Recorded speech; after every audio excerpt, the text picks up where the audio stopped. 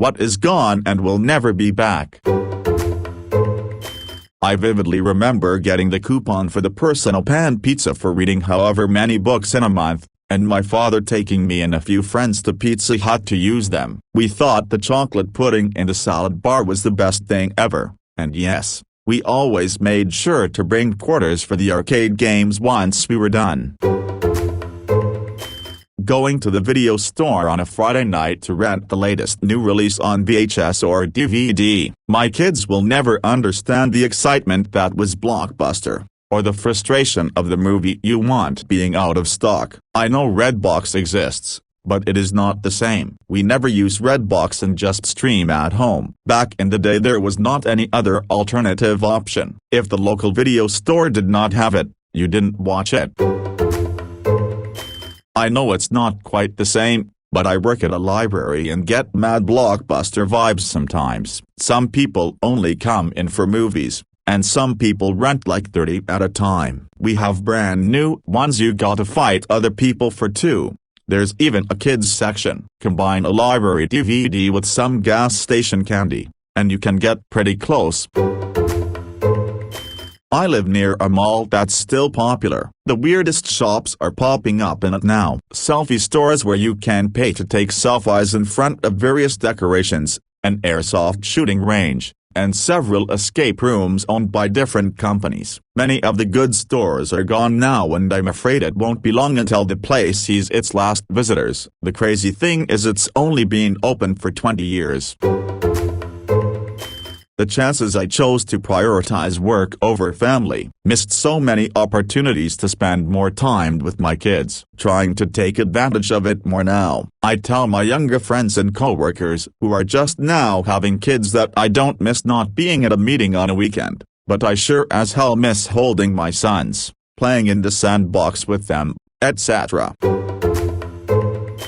Oh yes, I'm taller than my mom was. I remember a few months before she died, she was standing on a bottom step, so she was a little taller than I was. So, as a woman in my early 40s, I walked up to mommy and laid my head on her chest and wrapped my arms around her waist. She wrapped an arm around my shoulders and kissed my forehead. She got sick and died a few months later. That hug is one of my most precious memories. I'm taller than my 2 teenage daughters, and I hold them like that all the time now.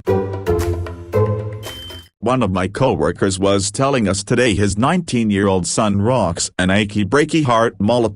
Even perms the backhand. My coworkers reports that his son declares that the ladies love it. He's a hockey player too though, and I think it never really went out of style for hockey players, so this might be more of a fluke than a youth trend. But stranger things might have reignited a mainstream spark as well. I'm unsure of where the truth lies with teenagers and mullets these days.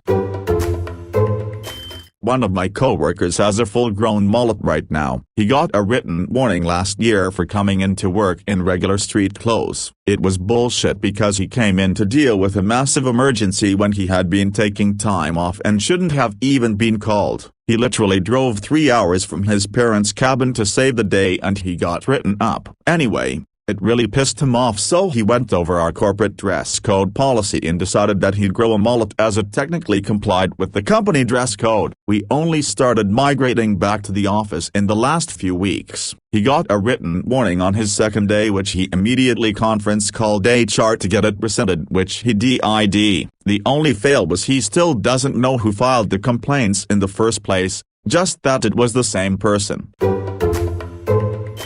Randomly reminded of when I was part of the demo team for Google Glass. Went to a friend's board gaming party.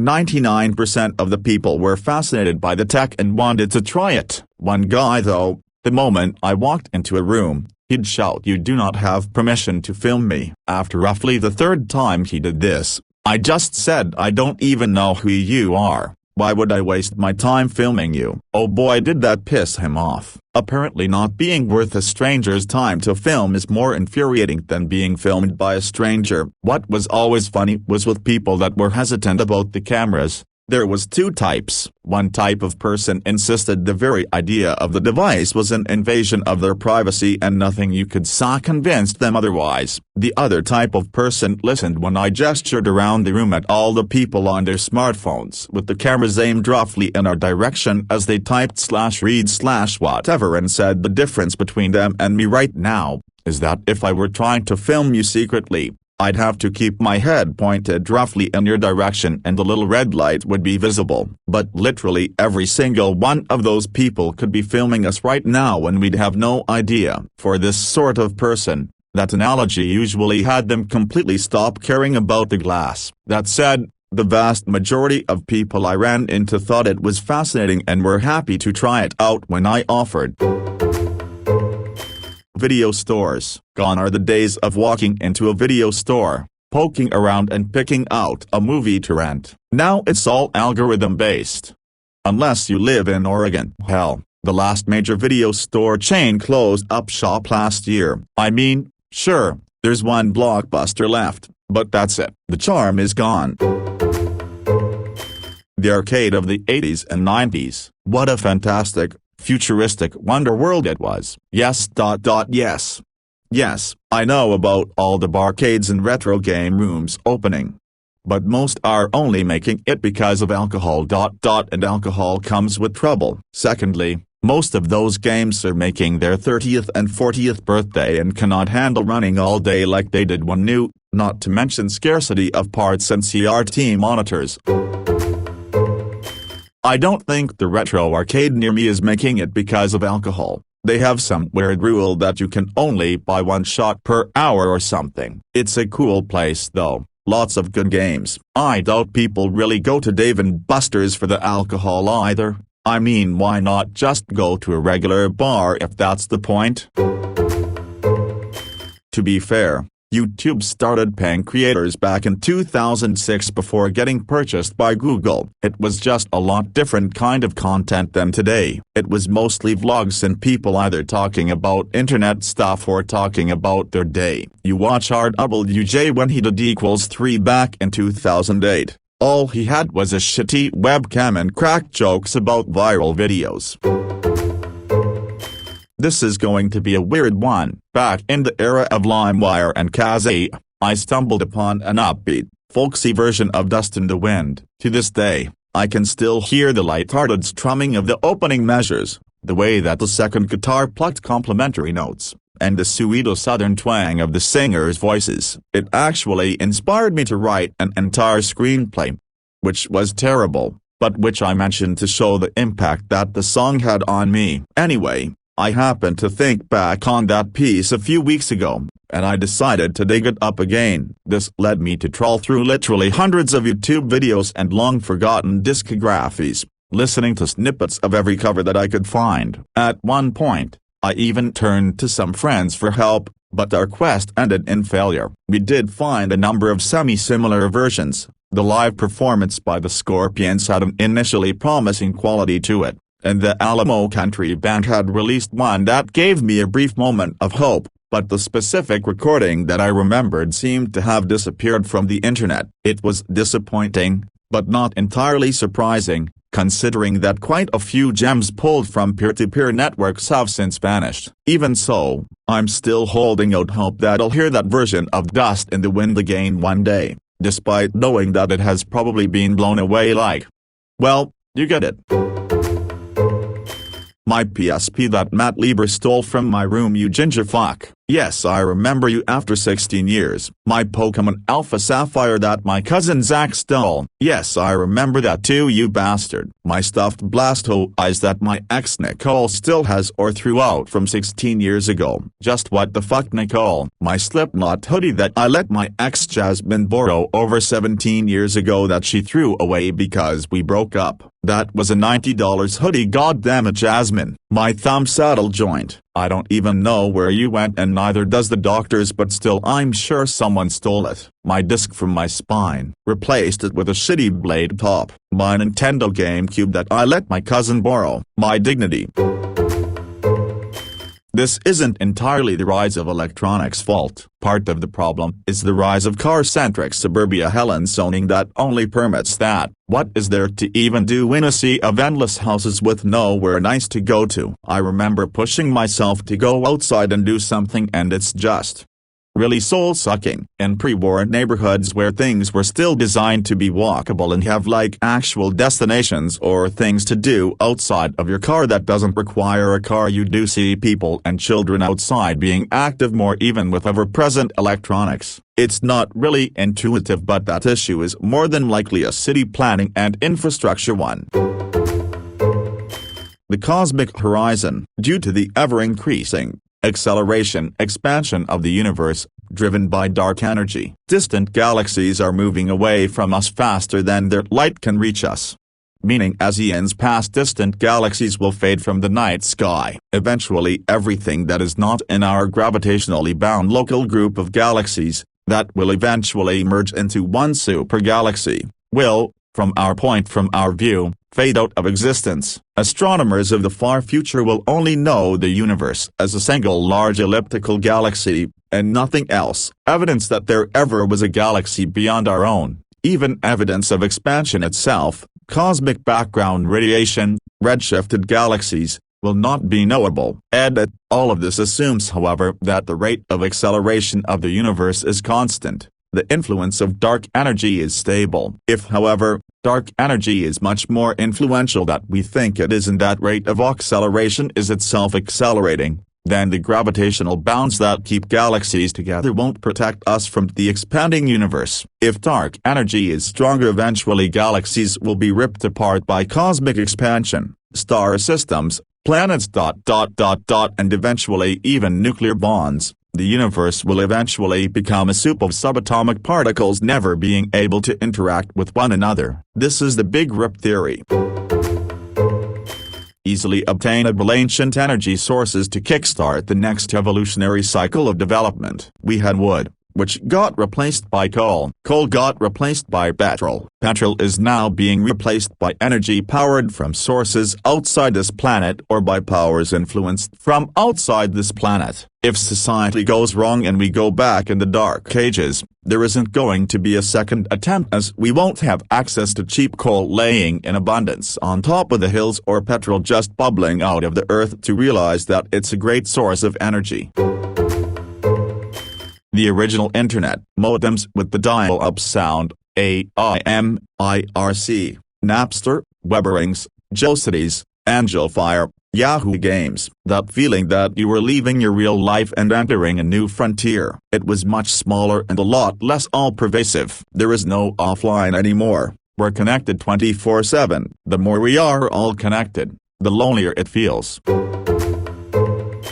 Moms, love your kids. Treat them like you deserve them, and act like you don't deserve them too, because I've got a doozy for you. Growing up, I was very much alone and separated from my mother. I love my moms, but I hate her way more. Come 15, I ran away from my group home to see my moms. I carried a lot of trauma with me, and I wish I had dealt with that first, because moms was such a wonderful lady to be around that it disgusts me. Let me enter it. I was sexual assaulted multiple times in my life. When I was 5, I was repeatedly raped, and 18 I was raped, date raped, and gang raped. My mother could have stopped both. I stood by her side regardless of what was happening. Now, fast forward a few years and she wants to clean up her life. I tried my best, but heroin is such a bad drug that I couldn't control myself. She asked for it. I tried being a man, but for a woman that broke, and I eventually uncorked the bottle and exploded. She cried. She was shook. She was scared. Next thing you know, cops are taking me away from her again, and you know what? I tried killing myself. I was so ashamed in that motel. We get into not talking because when the cops saw her drug use, they took my sister away. Now, I feel her spirit around me, and I do pray now for her. She's dead. She deserved better, but my mom's, she wasn't coming back. The actual experience of most MRPGs. Sure, there are revival servers of past MRPGs. Some have official old school servers like old school RuneScape and WoW Classic. And sure enough, None of them manage to capture that feel, because everyone instead wants to get to the end as fast as possible and speedrun it. Everything is optimized, so there's no real feeling of experimentation anymore. The meta sometimes changes, but for the most part, it's just dead solid, and everyone's playing in things in such an optimized way that it's just the same. Play something that's outclassed but fun, and the people playing the S-tier swarm you like cops on a leftist and farm you for loot. Half the loot's reserved because everyone knows the best in slot and wants it. People know the best ways to get geared up, money, and experience, so certain zones become hotspots while others become barren wastelands. If you have something you want that's kind of cool, better hope you can get it solo, cause you ain't getting it since players don't want to do it. People get what they want from certain zones then they leave. And people admittedly do this in modern RPGs, but they know there's no reason to stick around. Everyone knows where everything is, so there's little to no reason to explore. Half the players are bots, the other half are either spewing memes and bragging how awesome they are, or too busy to talk to you. And of course one reason everyone's so efficient, they're 10 plus years older, and they don't have as much time as they did back then. So there's very little room for rare or otherwise everyone just. I have the certainty that Plato talked about when he spoke about how control structures cycle long-term from being democratic into being tyrannical. We are at the corporatist stage where the elite seize power by economic gerrymandering. You can read about it in his Republic. American historians and social critics have been on the case for quite a while. There's only about 8% Democratic representation left if you value some of the recent studies on democracy today. Corporations get represented. They lobby politicians to the tune of having them being owned, lock, stock and barrel. This sort of democracy is what America refers to when it champions democracy. The Indian film industry is known for its extensive use of music in cinema, and people who are not familiar with the culture will fail to understand the relevance and appeal of it. But it meant a lot to us who grew up in this culture. The excitement of watching a song for the first time on TV and the thrill of downloading it from a shady website later on is something I have not experienced in a long time. The era of lip-sync songs and even songs in general are fading, albeit gradually. There was a time when a decent film soundtrack would guarantee a big hit. That is not the case anymore, and I don't think it is bound to come back, understandably. In a larger sense though, the same thing has happened with how we consume music in general. The chicken premiere. It was the peak of Mickey's burgers. I eat Mickey's semi-frequently, but their food has always been adequate or just a quick easy option. The chicken premiere however was a work of art. It was a masterpiece. I've waited over 17 years for its return and I think I'm finally giving up hope as of now. I can't wait for it anymore. I need to move on with my life and only return to its taste in my fondest memories. Proper vanilla WoW, the most casual friendly version of the game in history, ruined by hardcore players with years of experience from private servers. They should go the Lotro way and start one server with increased and another with reduced XP rates. Then maybe on the don't be hasty server things will be a bit more relaxed. This will be lost I guess. But I remember one day as I was walking along holding my first kid's hand that one day we would do that for the last time. That time has come and gone, and I still feel a bit sad about it, not least because I now feel the same about my first grandson. Tons of animated shows either still ongoing or that ended and their voice actors. Even with reboots, tons of shows people loved with characters people loved have just either passed away or are no longer in the industry. It could extend to actors, but it's sometimes harder to notice with animation since sometimes they can find good replacements, like Ira/Echo's voice actor. The actual experience of most MRPGs. Sure, there are revival servers of past MRPGs. Some have official old-school servers like old-school RuneScape and WoW Classic. And sure enough, none of them manage to capture that feel, because everyone instead wants to get to the end as fast as possible and speedrun it. Everything is optimized, so there's no real feeling of experimentation anymore. The meta sometimes changes, but for the most part, it's just dead solid, and everyone's playing in things in such an optimized way that it's just the same. Play something that's outclassed but fun, and the people playing the S-tier swarm you like cops on a leftist and farm you for loot. Half the loot's reserved because everyone knows the best in slot and wants it. People know the best ways to get geared up, money, and experience, so certain zones become hotspots while others become barren wastelands. If you have something you want that's kind of cool, better hope you can get it solo, cause you ain't getting it since players don't want to do it. People get what they want from certain zones then they leave, and people admittedly do this in modern RPGs, but they know there's no reason to stick around. Everyone knows where everything is, so there's little to no reason to explore. Half the players are bots. The other half are either spewing memes and bragging how awesome they are, or too busy to talk to you. And of course one reason everyone's so efficient, they're 10 plus years older, and they don't have as much time as they did back then. So there's very little room for rare or otherwise everyone just